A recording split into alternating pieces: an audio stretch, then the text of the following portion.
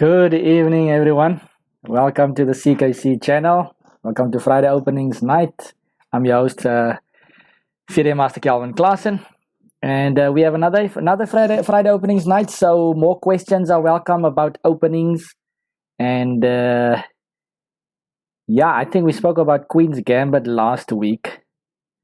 So I think we can continue with that. We delved in a bit into it, but not enough, and we got some interesting questions last week. We spoke a bit about some counter gambit, I believe. Albin counter gambit. We looked at this for a while, what to do against this, and then we started talking about the Queen's Gambit, the origins of it, Steinitz and Capablanca, Lasker them, and then I think we ended by talking of this whole battle of the tempo, getting the bishop out before you close the pawn chain. Let's say this, and let's say knight bd7. And then we said that white wants to capture this pawn with one go with his bishop. He doesn't want to play bishop d3 and then that, even though that's also theory, that's also possible. But if you can score a tempo with something else, for instance, let's say rook c1 is an option, because now let's say black captures, then you have scored that rook on c1 basically for free. And of course black is not obliged to capture. Black can play something like c6, and then white can again consider bishop d3, or white can play queen c2 or a3, and that struggle of just forcing the other to do what you want him to do to gain that tempo was going on. But okay, the tempo is not everything, so white is more than welcome just to play bishop d3 and immediately. So there's lots and lots of theory to this, and white also has developed other setups. In fact, black as well. I was gonna give you some other option for white earlier on, but what I can also say is there's a very popular or famous setup for black here. Instead of knight bd7, black can also, let's say black inserts h6 and bishop back, and then black can go b6. This variation's got lots of names. I don't know which one. I'll probably know it by the Tartakova variation. So black is trying to develop the bishop to b7 and knight bd7 and so on. Hi Kiwi. Kiwi saying no, not the Queen's Gambit, declined. So if you have another idea, I mean, this is just our opener that we did last week. I was planning on continuing a bit with it this week, but if you have questions, of course, by all means, throw in your suggestion in the chat box and we can discuss that. Welcome to the show, Kiwi, by the way. So yeah, b6 and lots of time, and now this bishop is potentially strong down there, so usually white would consider something like capturing over here. That's a possibility, or even taking here first. So so you played it as black. You know what I have discovered? Okay, I never played Queen's Gambit, declined with the black pieces ever in my life, but in the last year or two I looked at it and I discovered that it's quite nice. It's actually not too bad to play for black, especially, okay, this variation is quite cool for black because you kind of get this feel of a Namzo if you can get that bishop in. Namzo Indian is one of my favorite openings. So if white plays something normal like this, bishop b7 and castle and knight bd7, then black gets some interesting play over here. Okay, this position has been played a lot. Not the most popular, but I think I can refer to a game that I saw at my first Olympiad. There was I think it was Grandmaster Ahmed Adli from Egypt with the white pieces against Vladimir Kramnik. Another one of my favorite players, Kramnik, playing with the black pieces. So I think that game ended in a draw, but Kramnik was pressing. And Kiwi says, I played it when my coach was looking at my game and I was scared to play a King's Indian defense. Yeah, so I mean, Queen's Gambit can be a remedy if your life is too chaotic. I mean, a guy that plays the King's Indian defense not always has. You don't know where you're gonna sleep at night. You live from day to day with the King's Indian. But I mean, it depends on what the situation is. Depends on the tournament situation as well. If you need a win last round to win the tournament, or to make the team or whatever, then you might want to select the King's Indian defense compared to the Queen's Gambit Declined, where you're much more solid. You're not gonna get mated quickly, hopefully. But the position is also a bit more rigid, so you it's more difficult to press if your opponent is playing very, very solid. So yeah. I also play stupid stuff like the Budapest, but in real life things change a lot. Yeah, of course. I mean, online play is predominantly fast play, so you're more than obliged to try out your stuff and tricks and so on. Budapest is not so bad, but yeah,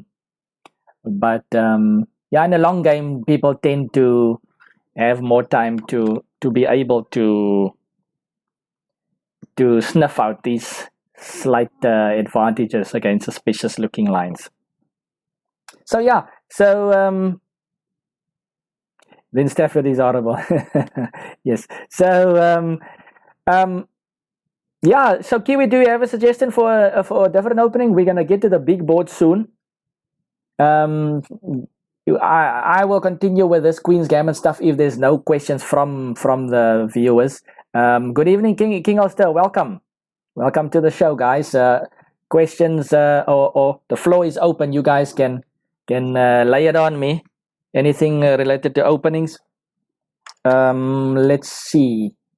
So yeah, just to end off here with our discussion, and that we can also continue. So this looks kind of nice for black and for white. I mean, it's just a position to play for both sides. And then I think there's also a Lasker variation. I think it's knight e4 here that Anand famously used against Vesel and Topalov in the last game of their world title match, and it was equal, and Topalov was playing with the white pieces last round, and Topalov actually lost this game against Anand, so Anand won with the black pieces, something like this. And then white plays rook c1 or bishop d3 or something like that. I don't know if it's c6, something like this. Knight d7, and black plays b6, and then later on takes in, plays c5 and bishop b7. So the Lasker variation also interesting. Yeah, and of course you do have your knight bd7 style. That's also one of the main lines where you can even, yeah, if you want to keep, if this tempo fight is going on, you can play c6, sometimes c5 even, and you can even go b6, bishop b7, eventually c5. Sometimes you can even play a6 and try to capture here like Alekhine and go b5. So yeah.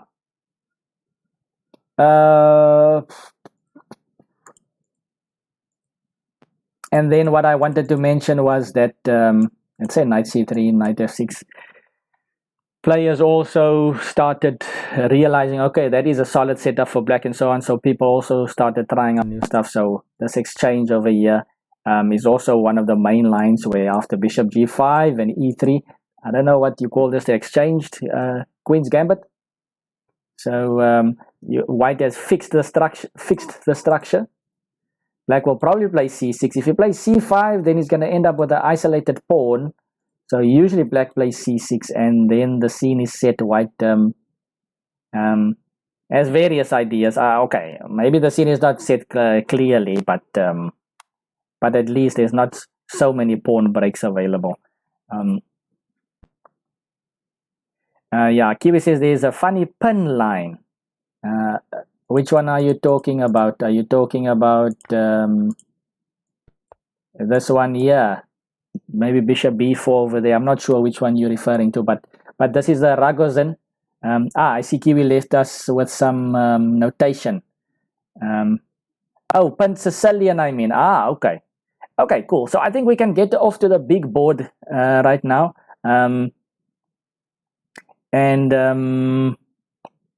Let's go to the big board, guys. Let's go to the big board. Let's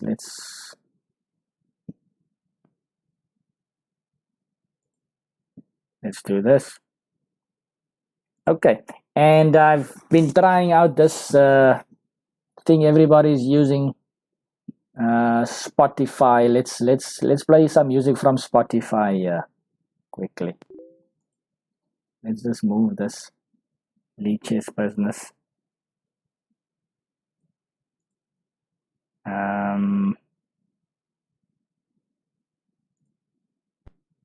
Let's see if we can play something here, guys.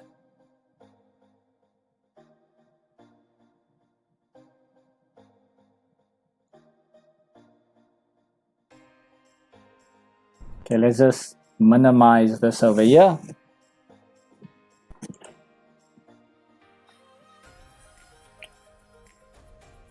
Okay, so let me know if the music is too loud or whatever. So yeah, or maybe too soft. Just let me know, guys. Okay, so let's check this notation out that Kiwi left in the box. E4, C5, knight F3, E6.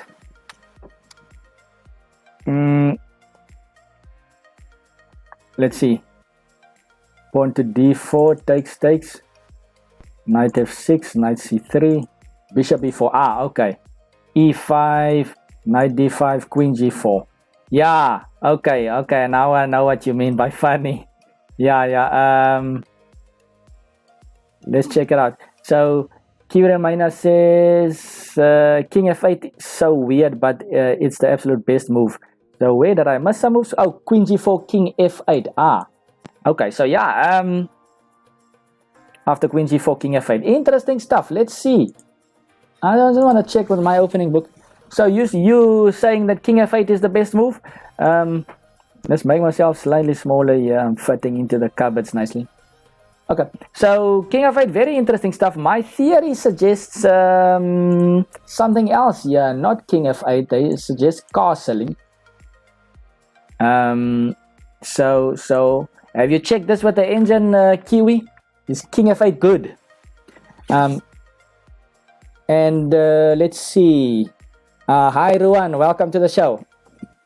King also says Pelican. So Pelican is, of course, like the Sveshnikov, right? Is that what you...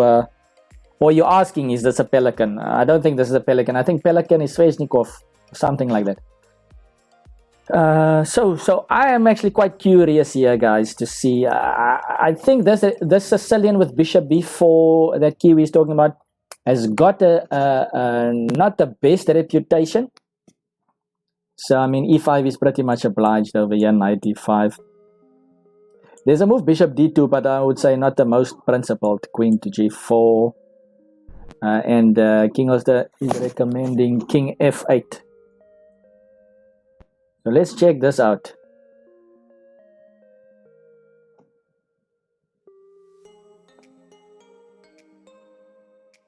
Black is fine, but it's so hard to play that black loses so many. Yeah, okay, I can understand. Yeah, maybe it looks, if you don't understand the system, it could be very tricky to play, especially because you can't castle and so on. But I mean, you can also catch your opponent off guard. So yeah, Ruan, we were talking about Queen's Gambit at the beginning. That's still something that I'll continue, but now we've switched over to some funny Sicilian line that Kiwi was talking about. Okay, Kiwi, thanks for the interesting line over there. See you next time. Cheers. Yeah, so here my theory says a3, bishop can go back to a5. You can capture. There's so many things you can play. Bishop d2, knight takes, b takes, queen c7, queen g3, covering both.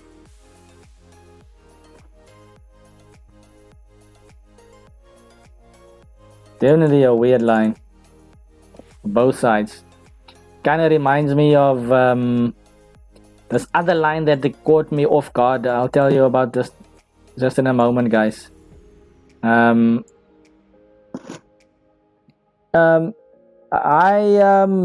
welcome to the show. Hi, Kithonsky, welcome, guys. Welcome to the show. So, yeah, guys. Thanks to Kiwi for this interesting line. Over here, I can't really claim that I know much about this line. I've seen it, but I know that it's not supposed to be that great for black. But playable, definitely playable. And Ruan says, help with French, please. Okay, we can take a look at the French now. I'm sure Kithonsky has a word or two to say about the French as well. I just saw a video clip of Kithonsky on YouTube. Where he's crushing a 2700 strong GM online. Also a French, I think. So yeah, I'm sure Kiton can also throw in a word there. Yeah, guys, so by the way, there's this Unity thing. Before we continue with the openings, there's this Unity tournament coming up Sunday. And I have changed my times to... For Sunday's challenge day to 5 p.m. to 7 p.m. and that kind of overlaps with a Unity tournament that starts at 6 p.m. So I'm thinking I'm going to play in the Unity tournament, which is a monthly thing for me. So once a month I'll try to play that event if I can. So I actually got an idea, and Kithonsky is on board, guys. Keith Kumalo said he will join us for a challenge day. I'm going to shift my challenge day to tomorrow morning. Hopefully if everything goes fine. I think 10 a.m. tomorrow morning, yeah. So 10 a.m. tomorrow morning, we have our challenge day, and this time around you can challenge myself and of course our special guest, Keith Kumalo. He's one of the fastest guys online, guys, so you don't want to miss out on this one. And like I said, I just saw a clip of him beating at some 2700 online, so definitely something you want to not miss out on. Is the music okay, guys? Is it not too loud? Let me know. Let's see. So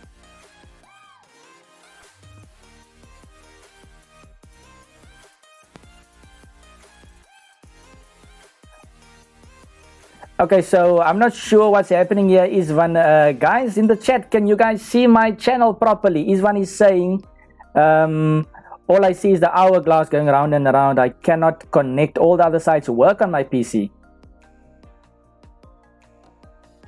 Guys, can you just help me out here in the chat? Is everybody... Kithonsky says it's working all good, Isvan, so I'm not sure what's happening from your side. Maybe you should try to restart your computer, perhaps. I'm not sure, but we have just started with the show, so we're not going anywhere. Okay, thanks for everybody in the chat, by the way.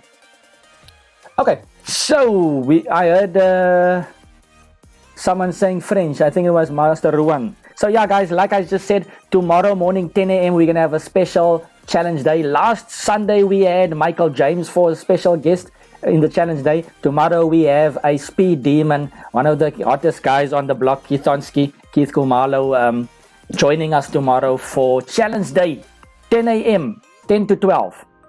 10 a.m. to 12. So yeah, you don't want to miss out on that one. All right, so let's get down to business over here. So French defense. Ruan, is there any specific French line that you want to have a look at? And you want to play, I'm assuming you want to play this for black. So e4, e6.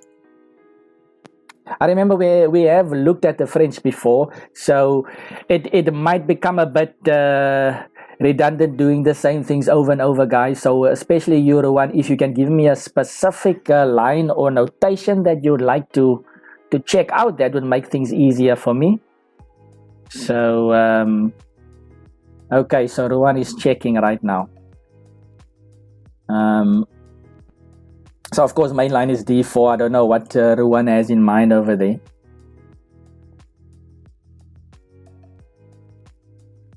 Let's see.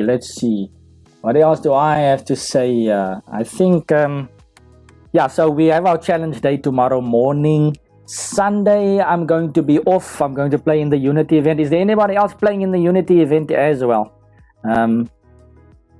Started last month for me, so and it's continuing. Good evening, Lezerik. Welcome to the show. We're waiting for Ruan. If there's any other opening questions, guys, feel free to leave it in the box. Anything. This is your moment. If you have anything related to openings, if you're having issues at your club, this guy keeps on beating you in the same line. Give me the line. Let's have a look at it. Oh yeah, something that I needed to add, guys, talking about the challenge day. Something very important that I want to talk about, and that is what you call it, foul play or fair play, so to speak. So with these challenge days, let's see what Laser guesses. Are we looking at the French tonight? Very interesting. Yes. So we're having a look at the French defense. Ruan suggested French, but he hasn't gotten back yet. I've requested something more specific because I did talk about the French in a previous episode. So yeah, feel free to also ask your French questions or any questions, please, guys. So like I was saying about the fair play policies, obviously I expect everybody on my channel and whenever you're playing chess to exercise fair play. So no computer assistance, no funny business, guys. You know what I'm talking about. And what I can say is, last Sunday it was Michael James that played. The Sunday before that, I lost one game. And that was quite a silly game for me because I blundered a piece early in the game, but then afterwards my opponent played brilliantly. But then it was brought to my attention that this player that I lost to used computer assistance. I don't know, probably during my game, I don't know, but I mean, Lichess caught him out. So I think that Lichess username was Berserk and Sacrifices. So please be aware, if you are going to cheat on my website, I will expose you. So let's all be fair. We are having these challenge days for fun and for good exposure. So do not get caught out. I will mention you on my stream. So that's one person, and there has been quite a few players suspected already, and some people contacting me and talking about this guy and that guy. So if you are thinking about it or you know of someone, please discourage it. We are playing clean chess. So if you come and challenge, no computer assistance, none of that. Let's all play for fun. Okay, so Ruan has come back. Oh, and by the way, guys, and I do analyze the games as well. So the reason why I'm saying this is just I do check out games afterwards, and there has been some suspicious games where players with low ratings play close to perfect chess, and it's quite obvious. So yeah, just let's keep it clean, guys, for these challenge days. Okay, so here Ruan is back with a line: e4, e6, d4, d5. Knight c3, knight f6, bishop g5. This one, please. So Ruan, you want to play this for black, you say? All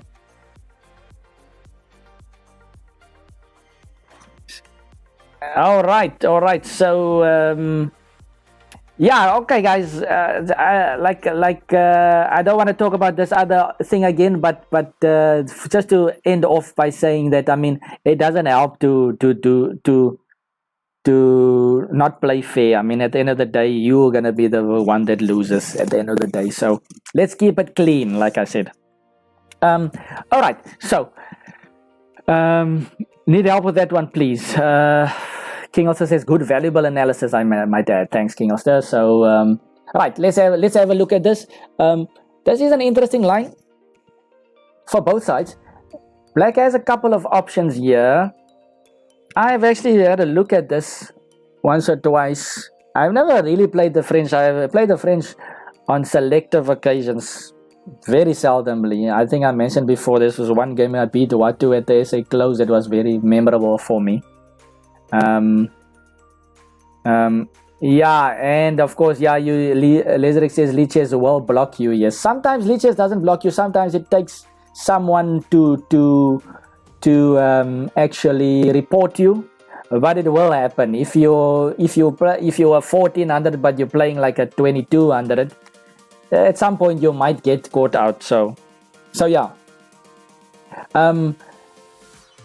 So let's see. So black has three main options here, guys. Black has bishop to e7, which I probably consider as the main line. Black has pawn takes pawn as another one. And black even has this move, bishop b4. In fact, I would actually say this is the coolest move, bishop to b4. I like bishop b4. But we'll have a look at it just now. Not the most natural move. So let's see. Meg says, Calvin, will we be able to challenge both you and Keith tomorrow morning? Sorry, I was struggling to connect, but all good now. Okay, cool. No worries, Meg. Thanks for the question. So yeah, so I spoke a bit with Keith, and I think it's gonna be nice if we do a challenge like this. Like I think we're gonna be doing a duo stream. So Keith will be streaming from his side, and I'll be streaming from my side, and we'll be on each other's shows. So I would suggest, it's not written in stone, but I would suggest maybe Keith accepts one challenge from the viewers, and then I accept the challenge, and then he accepts, and then I accept the challenge. So yeah, that's what I would suggest. So yes, Meg, I think the both of us will be available for challenges. So it should be very cool, guys. Should be very cool. I'm gonna try to get new and strong players every time, as much as I can for these challenge days. Okay, cool. And Lazeric says bishop b4 runs into e5, then you will weaken king side as you will have to chase the bishop. Yeah, so I mean, there's various things there. It's actually, I mean, I'll show you a bit more about that in a moment, Lazeric. In fact, let's first go to the conventional stuff, and then we'll check out that bishop b4. Banelevich is giving a pose over there. He's thinking. Welcome, Banelevich. So let's have a look at the main line. Probably bishop e7. Bishop to e7. A guy that I remember that plays this when I was young at school level and so on, that was playing this a lot as well. And you would fear the guy's knowledge in this structures. The French is, of course, Freddie Oudendal. Freddie is a old French player, and he used to destroy the guys there in Port Elizabeth with his French defense. So he made it look cool. And of course, in this line, there's two moves here for white. I'll show you the normal one first, which is bishop takes and then queen takes. And black is still eventually going to attack the center over there. And the problem is that this pawn will be weak as well on e5.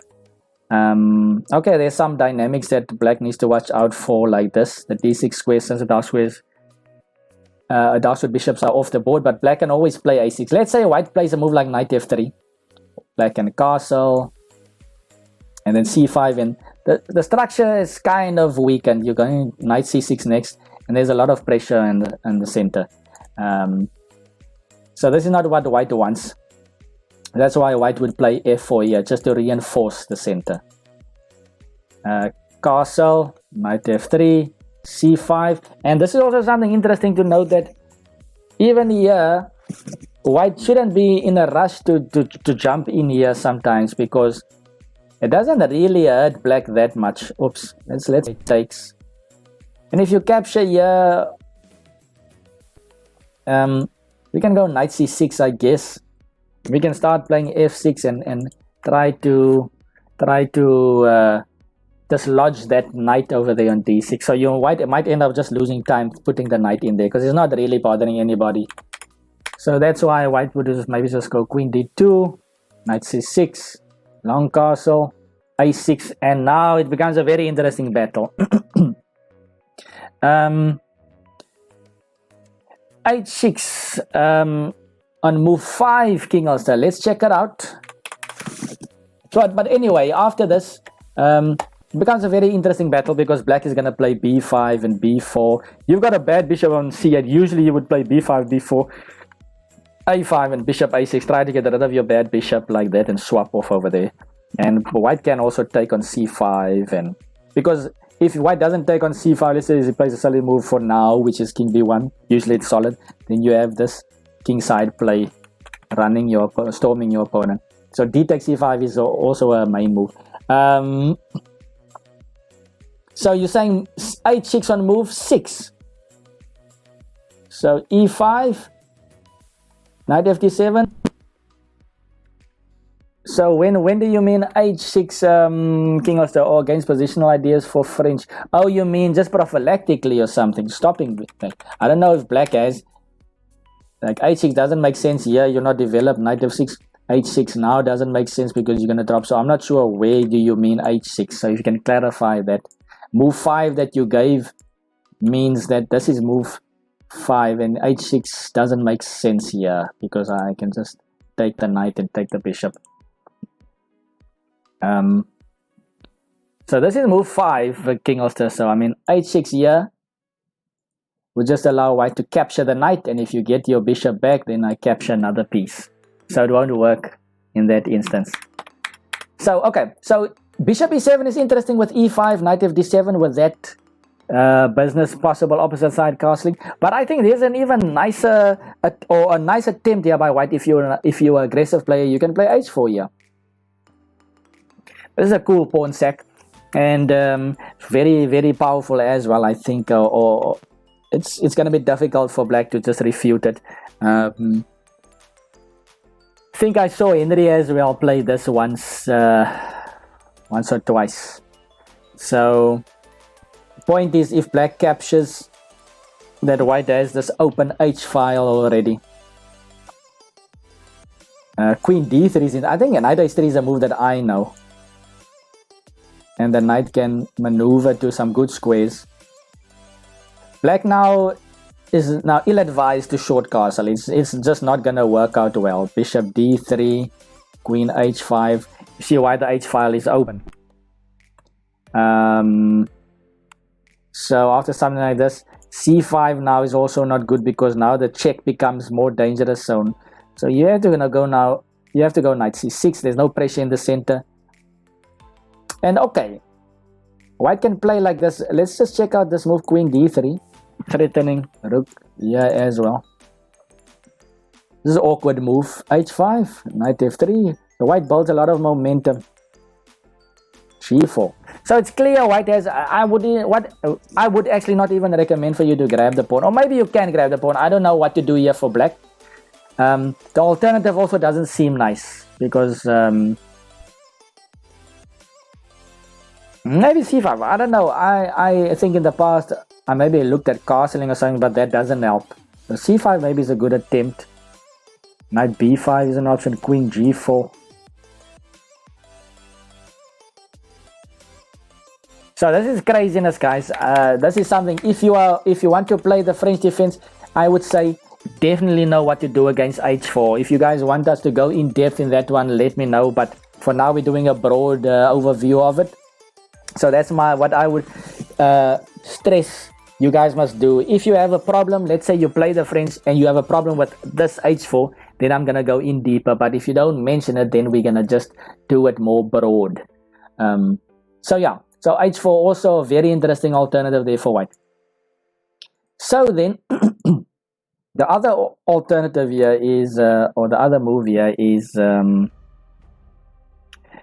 Oh, okay, so h6 on move 4. Apologies, was thinking of taking with space on king side, but too many white square weaknesses. Let's see on move 4. Oh, you say h6 here. Yeah, okay, so but taking over here, queen takes doesn't work because of that. Pawn dropping. And like you said, if you take with the pawn, then yeah, this is not going to look nice. Yeah, so well spotted there, King Ulster. You want to get your pawn back. This doesn't make a pretty sight. So So h6 doesn't work. So the other option, pawn takes pawn, is also interesting, especially in this case where the bishop is on g5 already, guys. I must say this also looks interesting. I might have seen Mabusela play this. Mabusela is also of course a French player. And after something like let me think now. Yeah, bishop e7 is the interesting one. There's the knight bd7 variation as well, but I like this bishop e7 because now we're threatening the knight, and white doesn't want to simplify too much. I mean, if he goes bishop d3, we can swap here. We're hitting the bishop. Bishop takes e7. Ooh, and we even have this knight takes f2. Knight is making a trip around the board. So, okay, so I'm assuming this is not great for white. So that's why white usually captures on f6, but what to capture with? If you capture with a knight, then we're going to capture. And black has achieved simplifications, some minor pieces of the board, and now the lack of space for black isn't such a huge thing. I think black is comfortable. He can put the rook on d8. He can play b6, bishop b7. Or knight d7, c5. Long castle still makes it interesting looking, but I think this is not so bad for black. So the main line here for white is actually to play bishop takes, and then here comes the exciting stuff. Okay, you can go bishop takes. That's possible, but I don't like this so much for black. Like white is just easy play. I remember seeing a game from Smyslov where something like this was played and he made it look really nice. But okay, it's playable. But the interesting thing that I can recommend if you have time to look at the theory and use your engine and so on. If you want a dynamic game, g takes f6, very interesting stuff. I think it's called the Burn Defense. Very cool name, the Burn Defense. Yeah, you're opening up the G file. You're planning on playing F5 at some point. Maybe you can fianchetto your light squared bishop. So knight F3. F5 is possible. There was a game played. Yeah, there was a game played by Nigel Short against Watu actually in this line at some Olympiad. Nigel had the black pieces. I think Watu played knight C3 and G3, something like that. So it's definitely playable for black, but it is crazy stuff. You need to know what you're doing. And okay, I'm not gonna dig too deep into it. Black can still short castle, by the way, if he wants to. So there's an interesting line. So two interesting lines. Bishop e7, you need to watch out for the h4 line eventually. This one is also cool. You can play it normally, or you can go g takes f6 burn variation. And then, of course, we have this bishop b4. And I think Leseric was talking about now e5 just ruins black there. But yeah, this is quite cool for black actually. e5 is the main move. Of course, bishop b4 has some threats. The pawn will be somewhat hanging. And yeah, so okay, pawn takes pawn is also possible, but it's very tame. I think queen takes is impossible. Something like this.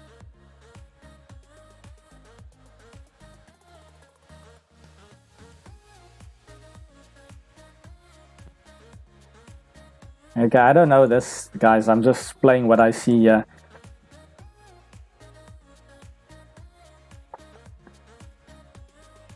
Okay, I don't want to go further here. You get the picture. But the main line goes like this: e5, and then you have to go h6 since he has a pin on the knight. h6, but there's no worries. If white captures here, you just capture there. If capture over, you just go rook g8. The pawn is going to drop, and you've got the dark squared bishop. Yeah, this is actually fine. Queen h5, queen f6, and you're going to pick up the pawn.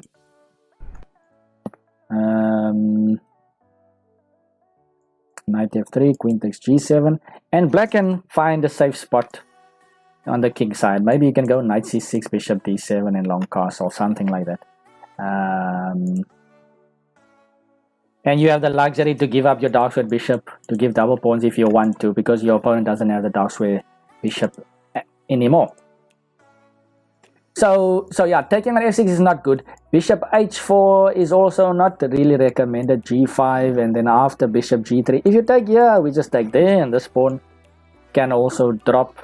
We have c5 possibilities as well. It's not really an issue for black here. So bishop g3 and knight e4, and we're gonna get the dark square bishop, and so we have freedom again to do whatever we want to. There's pressure over there, and we still have c5 coming up, and knight c6 if we want to as well. Even h5 here. h5 threatening to trap the bishop is also a dangerous idea. So yeah, so King also says lots of deep book work here. Semi-open positions, very deceptive. Interesting for repertoire variant. Yes, interesting stuff there. Thanks for the comment, King Oster. And maybe that does give you an indication of what this French is about. Just like King Oster said, it is deep work. And if you like to put in work, it can actually be very advantageous to you. You can score some nice victories against strong players. And the other thing that Fishy Anand said, guys, Fishy said, was it Fishy? Yeah, it was Fishy on his DVD. I watched a DVD a long time ago with Fishy on ChessBase. And he was showing a couple of games of, quite a few games on the Slav defense, I think, in the Queen's Gambit. And he was playing it a lot in those days. And he was saying, in the one game he was saying, okay, he worked on this for this guy and so on, and then in the other game it was the same opening, and he's like, okay, well, I'm playing the same thing. And you know what's a nice thing? He put in a lot of time into this opening, into this line. He put in hours and hours and days. But the nice thing about that is once you have put in so much time into an opening, then after a while it lasts you for quite a while. You can actually play the opening for a long time and get good results. So you don't have to work on it. Okay, it's good to just to go over stuff before games and stuff. But once you put in a lot of effort into an opening, then you sort it for quite a while. So think about it. What you put in, you actually get out. And if you are willing to, French could be for you as well. I'm promoting the French here. I don't know why. So this is also quite cool for black. So that's why after h6, so we're looking at the bishop b4 line here. Bishop b4, e5 main move, h6, and then we've got two moves over here. Two moves. The main line is bishop d2, and you also get a cool line, bishop e3. Bishop e3. I'll quickly just show you the idea behind bishop e3.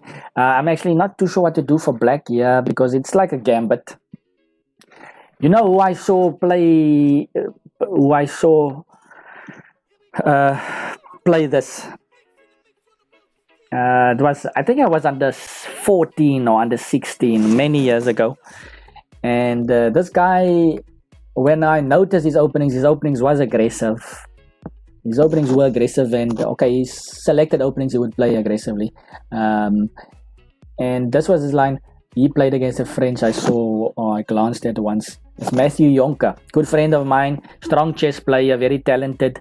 I think the guy was like a 1900 or 1900, 2000 rated player when he was 16 or 15 already. So very talented, and so yeah. So black can go knight e4, and then we've got pressure here on the knight. But queen g4. So white just ignores that business. G7 is also hanging. And now black can do something like this, but that's, I think, not going to work so easily. You would like white to capture, and then you got this going. But I think you just go a3. a3. And then if the bishop moves, then something like bishop d2. I think that's it.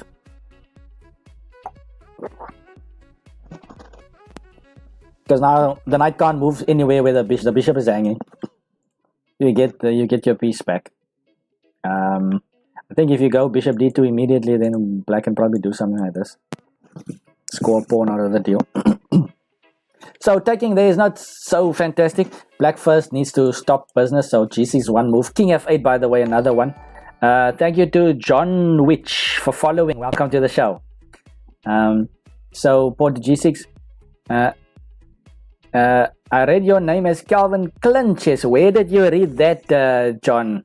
Because on my channel there, over there in my logo, it's Calvin Klaasen Chess. Yeah, my Calvin Klaasen. On my channel is also Calvin Chess. So I'm interested to know where you saw Clin.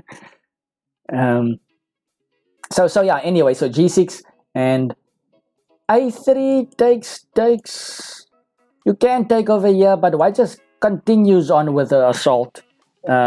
And the question is, what has black been up to here? He's just got a knight out. White has got these pieces out. White is actually ready to play h4 and h5 to open up stuff over here. H4.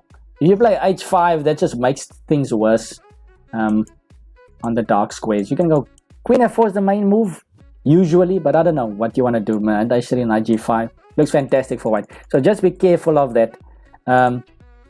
I would say maybe king f8 is a bit more solid move. What Kiwi recommended earlier on in another line, in the Sicilian. But yeah, I was actually gonna mention this king f8 business that I saw in the French. Also a typical move in the French, by the way. John says, when you finish your analysis, can I challenge you to an underrated rook odds game? I am 1400. So I haven't done the rook odds games yet, John. So yeah, I don't know about that, but so I don't know where you're from, and obviously you're new to the channel. But I was talking earlier to the viewers. We have a challenge day tomorrow morning. So if you're still keen, you can come and challenge us. You can come challenge me, or Cannon Master Keith Kumalo, aka Keithonsky. Tomorrow morning, 10 a.m. GMT +2. So yeah, tomorrow morning is our big challenge day where you can challenge either myself or Keithonsky. It's gonna be a big one, guys. It's gonna be fun. So come and join us. My challenge days are usually Sunday, John, but we have changed it up because of various things. We've moved it to tomorrow. So yeah, you're more than welcome to come and challenge us tomorrow morning, 10 a.m. Okay, so like I said. Yeah, okay, a3 takes. I don't think capturing on c3 is good. Maybe it is, I'm not sure. John says, I think black has more center control.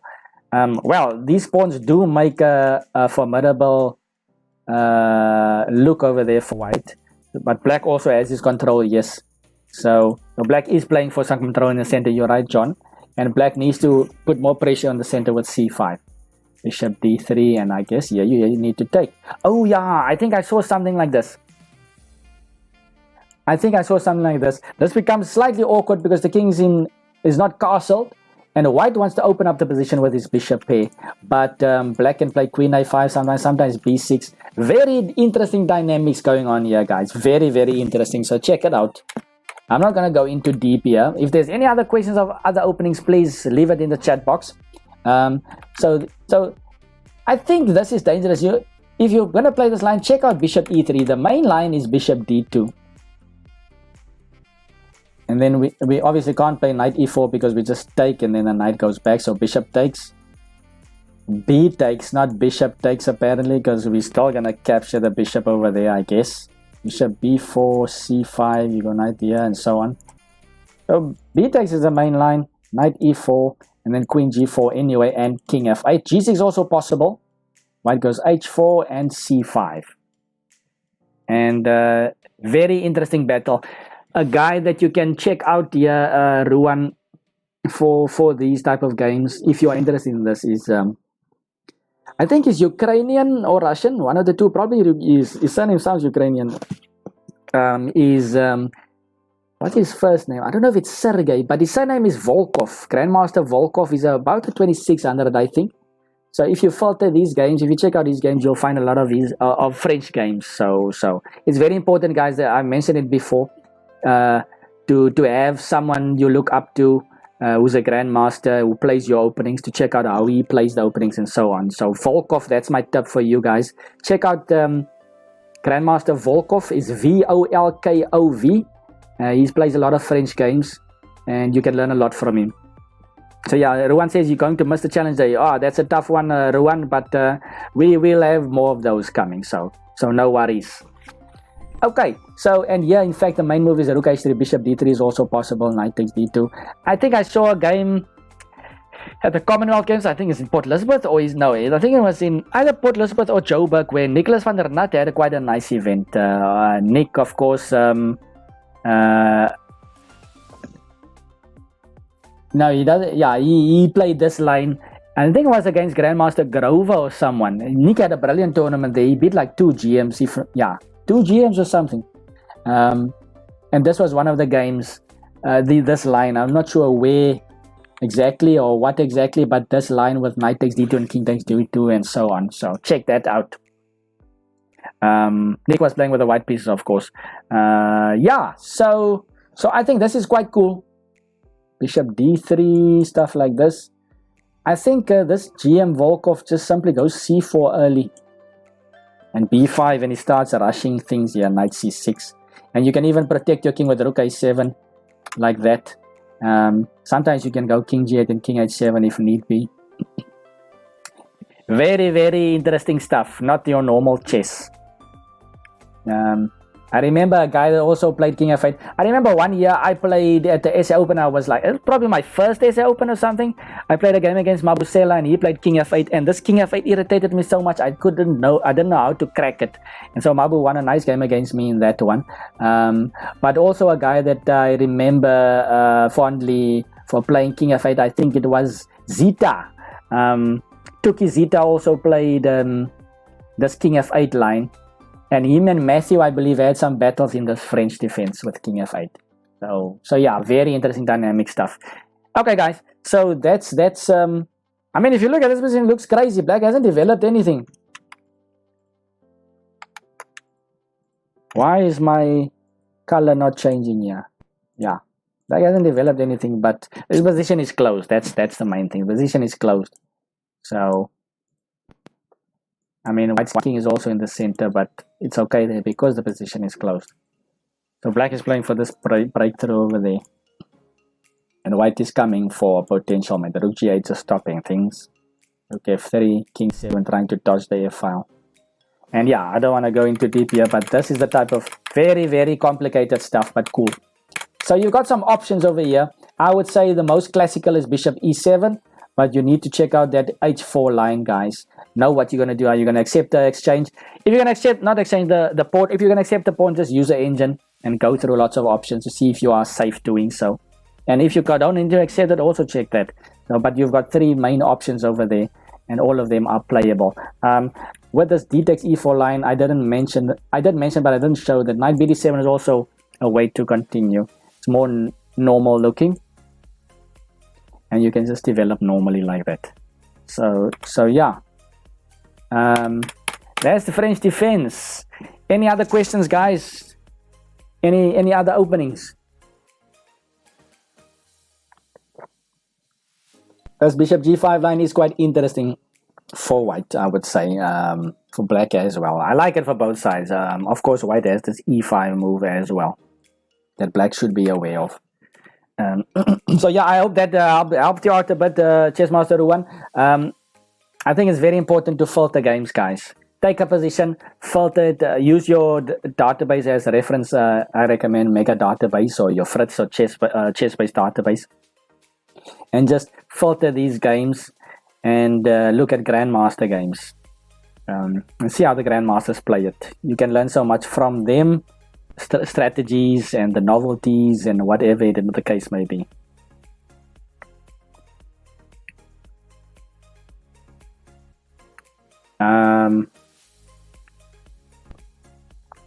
Yeah, so no other questions about openings, guys. Am I gonna go back to Queen's Gambit, or do we have any other takers? Anything else, guys? This looks like all my viewers are sorted with openings. I think this is like episode number 11 or 12. So seems like my viewers know their openings. No need for me to help them. Okay, so in the meantime, I'm gonna go back. We've got Laperot here with the Scotch. So which variation Laperot on the rocks or what? Which variation are you talking about? Let's have a look. Scotch is also a sharp, interesting interesting line. And I must say, Scotch was one of my favorites growing up, I would say. But I'll tell you a story that kind of kicked me away from it. And this is now youth and inexperience that drove me away from the Scotch. But of course, the way I saw Scotch was from my older brother and of course from Kasparov. We saw a lot from Kasparov, and Kasparov was reviving the Scotch at that time. And Scotch Exchange. So what is the Scotch Exchange, Laperot? Is this now taking on D4, you mean? Probably not the Scotch Gambit, I guess. So the Scotch game. So yeah, this Scotch Gambit is also very popular, but not so potent if black knows what to do. So Scotch Gambit, I think, is quite cool. King also says any line with King F8 to make Calvin uncomfortable. Lol. I don't know if there's a King F8 line in the Scotch, yeah, but King F8 does have a psychological effect as well. So Laperot says knight takes C6. Oh, so you mean I mean there's knight F6 and then knight takes C6, and there's bishop C. Which knight takes C6 are you referring to, Laperot? Or do you mean knight takes D4? Oopsie. Knight takes D4, bishop C5. There's also a knight takes C6 here. So which line are you referring to? Knight F6 first. Okay. Knight F6, knight takes C6. I think we saw a game. I showed you a game last time, or was the week before last? I'm not sure, where Henry. I showed you guys a games where Henry played the 4-knight Scotch.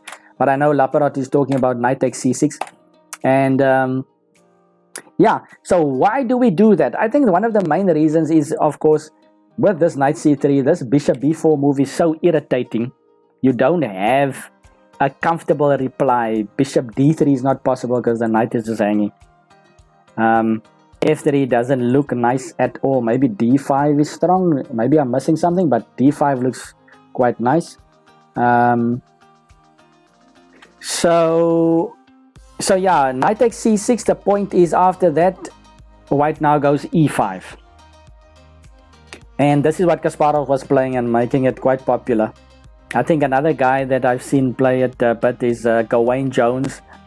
And yeah, I'm not gonna claim to know a lot in this line, but I can show you what I know about it. So queen e7. So punning the pawn. Queen e2. That's a move that white doesn't really want to play because he's blocking in his bishop. But the knight is still under fire, so knight d5 and c4. So white is taking more space, pushing his pawns, also kicking the knight. And yeah, still more options. So one of the lines that amazed me, okay, yeah, one of the lines that amazed me in this was bishop to a6. So now there's a pin on the pawn. And then white plays b3. And then black can actually long castle. And I'm like, wow, what is going on? Black is playing so unconventional. But it's, I mean, white hasn't developed a piece yet. So this is crazy stuff. And then white plays g3 over here. I saw some games with Kasparov. And yeah, rook e8 is possible. Bishop b2 protecting the pawn. f6. Bishop g2 takes castle, and white a lot of times just sacks a pawn because he gets space. And the structure is still not ideal for black. And a lot of times I saw queen d2 and queen a5. So very risky stuff. You need to know your business over here, and that's just the tip of the iceberg. Another line that is also interesting is knight b6. Should check out knight b6 as well. I think Kasparov and Jan Timman, there's a cool game in this line. I think Michael Adams also, there might be a game or two of him in this. So queen e6 is the main move. But there's some interesting stuff here. I think a5, the ancient is also gonna like. Queen e4. I'm not sure what to do here. I am gonna show you blunders if I show you what to do. If there's anything specific you want to check out, Laparad, let me know. Otherwise, I'll look at some pro stuff.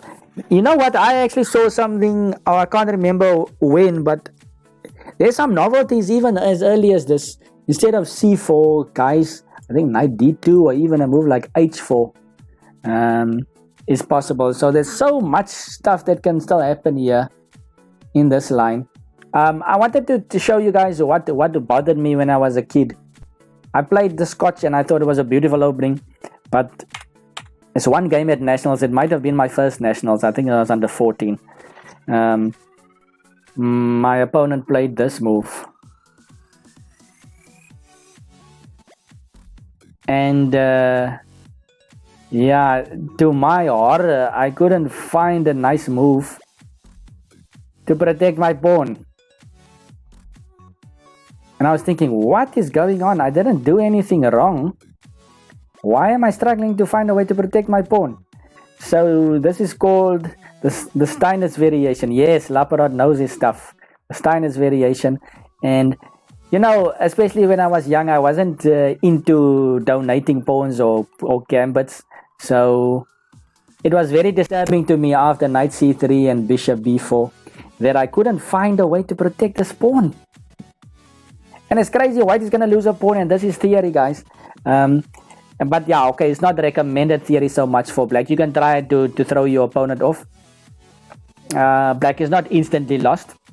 So nowadays in the computer era, you might find something that's really playable for black, but there's enough compensation here for white to play this. Not a lot of people go into this willingly for black, because now, okay, I don't know, I think I probably lost that game, or maybe not, I don't know. I just remember after that game, I left this opening alone. I started playing Rai Lopez, and I never looked back. But bishop e2, and now black is actually able to take on e4, and after queen takes e4, because there's a pin, of course. Now white goes knight db5, and the downside for black for getting his queen out so early is that this square is a bit weak. So now black is gonna have to play something like king d8 or something. If he takes here, we even take pawn takes, so we adamant with this, and then king d8. So we've got some long-term compensation. We even have double pawns over here, which is bad. We even a pawn down, but because the black king is stuck in the center, that gives us compensation. Castle, knight f6, maybe bishop e3, rook e8, rook e1. I'm just looking at the theory here, guys. Rook b1. And again, we're just seeing crazy variations today or tonight. We're seeing crazy variations, and white is a pawn down, but he's got the two bishops here. King is stuck in the center. I would say it's a fair game for both sides. So so yeah, but coming back to your knight f6 variation, I think something cool that and there's a story. Yeah, I think Gary had a nice victory against Timman more than once, actually, perhaps. Or I don't know if it's Timman in the case, because there was some line g6. Is it g3, bishop g7? No, it's not this. Okay, this is another line here. Also, I've seen this. Rook e8 in castle. And after bishop takes e5, black scores the pawn. But after this, then there's no pin on e2 anymore. So takes is possible, takes, king takes, and black has actually scored how many pawns? 2 pawns and a rook for the 2 pieces, the 2 minor pieces. Usually the knight and bishop is strong. Thank you to FM Lornay for following. Welcome to the show. So usually the knight and bishop is strong versus the rook, but because black has extra pawns, 2 extra pawns, this center, black will probably play c6 and just solidify the structure. This bishop is going to be out of play.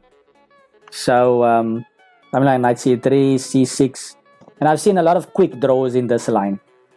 Rook d1, f5. I think I've seen rook e1 as well. Seen a couple of games that just quickly fizzle out to a draw. This is also possible. But I think the cool line that I'm talking about here is, so G6 is one of the main lines.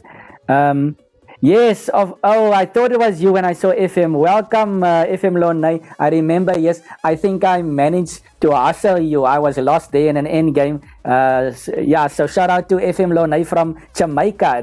He was referring to our match, South Africa versus Jamaica, at the Batumi at the last Olympiad. And I think that was one of the games. I had a brilliant Olympiad, but that was one of the games that I was truly lost at the end. But I can claim I was better earlier on, but then somehow I got into a lost rook endgame, and I think it was a sin that you let me escape over there. I think Lonay actually still made me suffer for a long time at the end, but eventually I at least got a draw out of that. It was a miracle for me. Anyway, welcome to the show. It's good to have Jamaica on the show. How's things, by the way, there in Jamaica, Lonay? How's things going your side, chess-wise? So that's the variation, guys. So what I was saying is, I think it was Anand against Kasparov, and Anand, I'm sure Laparot will also know about this game. Anand, so usually White has this F4 move to protect E5, that's slightly weak pawn on E5. And G6 is a main line, long castling is a main line. But Anand played, when he was younger, he played this move in a slight way to get under Kasparov's skin as well. And Laparot just got the move. Yes, he knows about this game. G5. Sure. So I don't know. I can't remember in that book that I saw this game. I think they gave this move like a double exclamation question mark, which was a super interesting move. G5 obviously stops F4 business and still wants to play Bishop G7. So Lonay says, chess-wise, no plans for chess tournaments to return yet. We are currently experiencing a wave of increase in COVID. Okay, I'm sorry to hear that. Yeah, it's been rough all over the world. I've heard about these second waves as well after countries have done good. So all the best. I hope things get closer to normal soon over there for you guys. It's also a bit rough here on our side. We've been in lockdown almost for half a year now. So I don't know if I can still play over the board chess. Hopefully I won't be too bad when things get back to relative normality. No, all the best there. Thanks so much. And guys, I was actually thinking about it. Once normal chess comes back, it's almost like it's gonna be a free for all to see who's who. So some players that weren't so good might actually just come out of this lockdown and suddenly be strong, because they put in the work and effort, of course. And then some of us that don't put in work and effort, if you were strong, might have actually lost a bit of your strength. So it's gonna be very interesting to get chess back on board. So yeah. Okay, anyway, so like Laparot was saying, G5, and I actually want to, this was quite a cool game. Maybe we should finish off with this game, guys. Let's actually filter this. I like to show a game at the end. Let's go to our mega base and find this game, Kasparov Anand. Bases.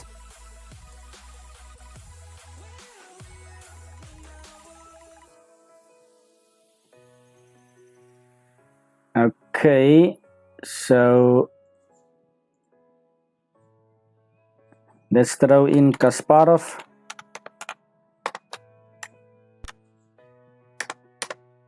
I think it's Anand. Oh, you know what? I'm not gonna fault Anand. Let's just leave it like that. And let's get the position on the board. Let's see how many games Kasparov played like this with the white pieces. Who dared to play G5 against Kasparov? Let's see.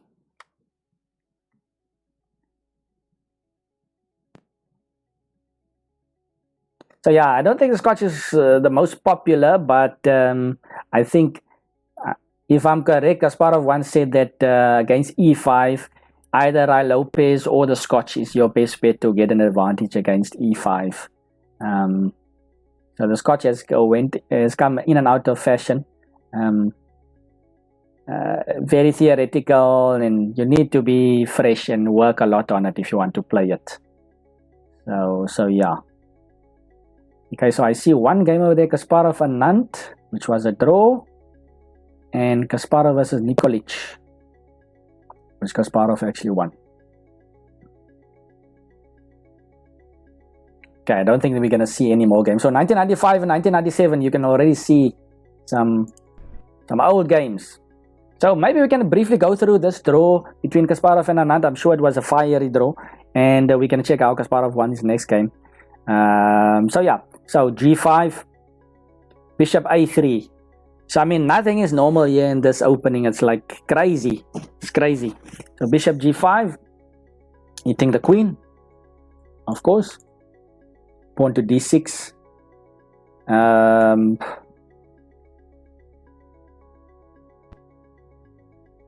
Let's see what they say here, because this game is annotated here. They say Bishop A3. No, yeah. Bishop A3. After a reasonable think, Kasparov decided to follow an idea he had against G6, the previous move. So G6 against G6, he also had this in mind, I guess. Reaching a position which he had prepared, with the only difference being the pawn on G5. The champion thought for 15 minutes here and then played his next few moves at a rapid tempo. They say Kasparov usually was like a lion at the board. His presence alone puts you under a lot of pressure. So physically, he likes to put you under pressure just with his presence. So what next? As will be seen on move 15, the two players are following a game where G6 was played. It seems likely that Gary spent his time here trying to decide whether G5 makes a big difference compared with G6. The latter move, yeah. Which seems Spielman, yeah, allows not only Bishop G7 but Knight F4 as well. Okay, so anyway, let's continue. So D6 was played. And the white goes pawn takes pawn. So they say this is a forcing line now. Queen takes queen. Bishop takes. And now comes the interesting move. Bishop to G7. So stuff is happening over here, but this diagonal is quite soft. And things are starting to heat up here. Things are starting to heat up. So the rook seems lost. So remember, white is a pawn up. So he captures a knight. So he's got a pawn and a knight. And of course, or let me rather do this, the bishop is hanging. So black captures on E2. They say that if black went bishop B7 for some reason, then D takes C7, rook drops, D6, oof. And it's not looking good for black here with those connected pass pawns. So bishop takes E2, king takes E2 was played, bishop takes A1, and rook to C1. Very interesting position. Look at those pawns. Wow. So white is an exchange down for a pawn, so you've got a pawn and knight for the rook. And they say this position was reached with the pawn on G6 in the Kuksov Alexandrov Smolensk Cup 1991. And yeah, none played a ripper of a move, they said. This next move gets double exclamation mark. And they say this move was found after a 20-minute think by Anand. This was played at the PCA World Championships, by the way. So this is for the world title. Yeah, so can anybody guess what Anand played here? If you haven't seen this game, then I would suggest you just have a think. If you've seen this game, maybe it won't be so surprising. So what's happening here? White played rook c1. There's some pressure down here. If you capture over here, then you could potentially capture over there. Or rook takes even. What to capture? That's the question. Capture over here, we take here, and this is still hanging. Very interesting stuff here. Any suggestions, guys? What did Anand play? Just take a wild guess. I think you need to take a wild guess in order to just find this move. Looks very risky.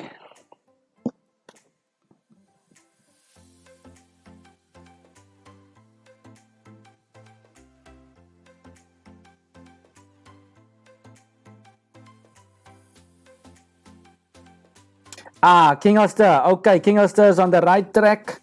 King Ulster says King D7. King Ulster says King D7. And yeah, okay, you at least covering some squares, and you're connecting your rooks. Not a bad try.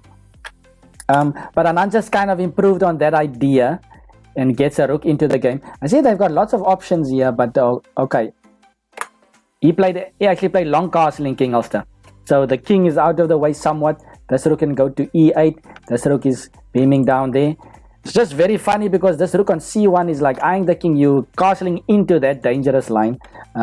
Let's see here. They've got some analysis. If C takes D5, then the rook takes C7. And white is doing excellent here. With the rook dominating on the 7th rank. Of course. And the bishop also potentially has something to say over there. For instance, you can even push here and then bishop there is one variation perhaps. And they say c takes d6, rook takes c6, bishop e5, knight d2. Also good for white, planning knight c4 next, eating the weaknesses. So yeah, rook c1, and Anand comes up with a ripper, long castling. So they say the point is that black needs the open center for his rooks, and any pawn capture. C takes d5 or c takes d6 closes the file and gives white time to bring his knight to c4. Okay, rook takes c6, check. King d3, the best move and one which cost Gary 37 moves on the 37 minutes on the clock. So yeah, so the guys are spending time. The guys are spending time on the clock, complicated stuff. Black is still an exchange up, of course. Rook d7 and knight c3, excellent move. It was Kasparov's turn to sink into long thought. They say 40 minutes. Wow, these guys are really. And here he finally found a way to keep the balance. If white has any chances to improve, it has to be two alternatives to the game continuation. Okay, we're not going to look at that for now, guys. Let's just continue. Takes. So they say that was not the best move by Anand. Maybe rook e5, knight b5, check, king c4. Yeah, it's very fluid play with the pieces here. Bishop e5, complicated stuff. But that would have been nice for black. So black took the knight. Of course, it makes sense if you're up, you want to start exchanging. And king takes c3. Says that I don't think it's Anand that put the notes here, because it says here I had underestimated this move. I only expected the rook takes. That's what it says here. Rook e5, king c4, rook e4 check, king d3, and the draw agreed. They say that if black goes rook e2, then bishop c5, rook takes a2, b4. Now white is completely safe. Wow. Interesting analysis. Yeah, the bishop holds everything together. He holds that, and there's always pressure on that pawn over there. So, interesting stuff. Crazy, but interesting. So let's see the next game of Gary. We actually won. That was 2 years later against Nikolic.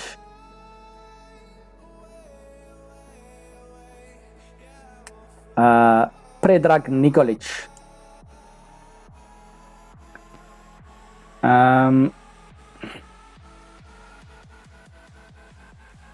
So same position, g5, g3.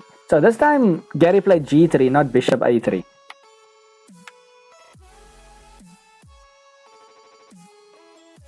Castle,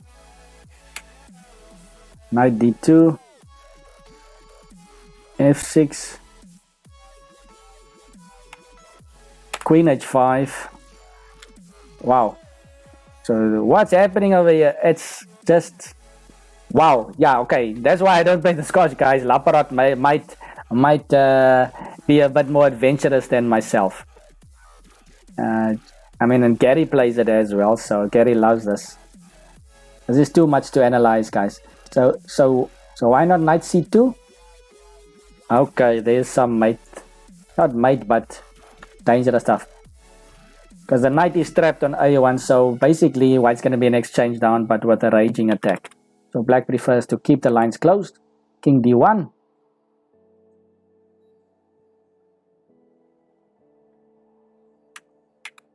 Bishop d3. And Gary is in. So, I mean, very, very unorthodox play. I mean, white putting his king on d1. Rook a2, nice move, so the rook can swing over to wherever. And, of course, covering f2 as well. So, beautiful, and the structures is horrible for black, and black has had enough. So, interesting scotch there. Thanks, Laparot, for providing us with some scotch. Again, guys, if you want to see something specific, just throw it in the chat box. Specific lines. If you ever want to go up to move 30, I'll punch it in over here and we can have a look at it. Otherwise, I will continue to do the broad covering of these lines. I hope you guys are enjoying it, but otherwise you can be more specific with your questions, and I'll be glad to help. Okay, so yeah. Any other questions, guys? Anything opening related?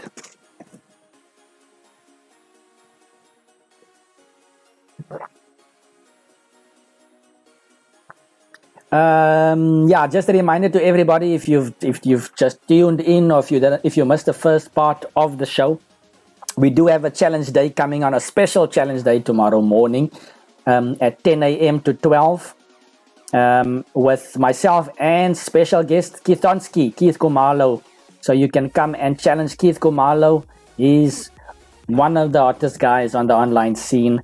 Like I said, I saw a YouTube clip of him today, actually, where he's showing on his own YouTube channel, by the way, where he showed a game where he beat Super GM Pavel Elyanov in a French defense. So he means serious business, and he's available for challenges tomorrow. So if you are a follower of my channel, then you are eligible. So just tell your friends about it. If you've heard about him, he's also known as South African Wolf, by the way. If you don't know what I'm talking about, South African Wolf. He's about, on average, 2,500 in Blitz. So he's rated higher than myself online in the Blitz scene. So, yeah, that's going to be fun. Tomorrow morning, come and challenge him, and you can come and challenge me as well. We usually do 3 minutes plus 2-second increment, casual games. But I'll see what Keith says. I'm sure Keith is going to not mind the shorter time controls for that challenge. So yeah, it's gonna be fun, guys. If there's no other questions, I might just turn in early. So any other opening questions?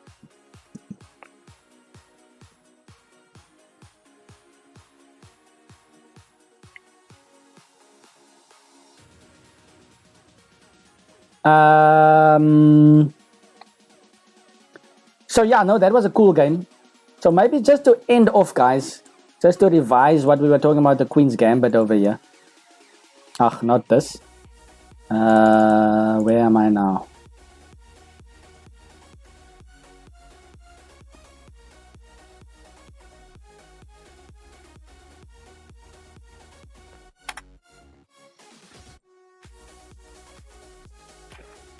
Yes, King Oster says, must label tonight's show as the crazy. Yeah, no, it's been a crazy night. It's very cool, actually. It's been crazy openings all the way. King F8s, H6 G5s, G5, and wow, it was actually quite cool. Yeah, it was quite cool. Not much normal play tonight, and I mean, sometimes you need to play abnormal to get in those victories. So yeah, thanks Meg. See you tomorrow, yes, for the challenge. Thanks for tuning in. Tell everybody about the challenge, by the way. There's nothing to it. You must just be a follower of my channel. That's my prerequisite. I don't know what Keith is gonna say about him, but yeah, that's my prerequisite. So yeah, guys, maybe next week we can continue with Queen's Gambit, unless someone else tells me it's boring stuff. So we can have a look at this exchange variation maybe next time, something like this. We can have a look at this Carlsbad stuff, knight bd7 and knight f3 or knight g2, stuff like that. So that's what we can do. So yeah, there we go. Uh, yeah, thanks so much, King Oster. Thank you to everybody as well for the questions. Thanks for tuning in. Thanks for the new followers, and looking forward to the challenge day tomorrow morning. And yeah, it's been good. You guys must enjoy the rest of your evening. And I will. Oh, there's FM Lonay. He's got a question. How about Scandinavian Queen D6 from what side next week? White side. Oh, yeah, that's a cool topic. Thanks, Lonay. So just to show the viewers out there what Lonay is talking about, he's saying Scandinavian with e4, d5 takes, queen takes, knight c3. The old line used to be queen a5, but nowadays queen d6 tends to be the main line. Sergei Tavyakov made that popular, and it's quite solid. And you're gonna have to know your stuff here as well. So I think that's a cool topic. Thanks, Lonay, for actually asking that question, and we can definitely start with that next week. Thanks so much for your kind words, and I hope you're doing good that side, and all the best to you on that side as well. Yeah, see you guys tomorrow then. Enjoy the rest of your evening. Thanks, everybody. Cheers.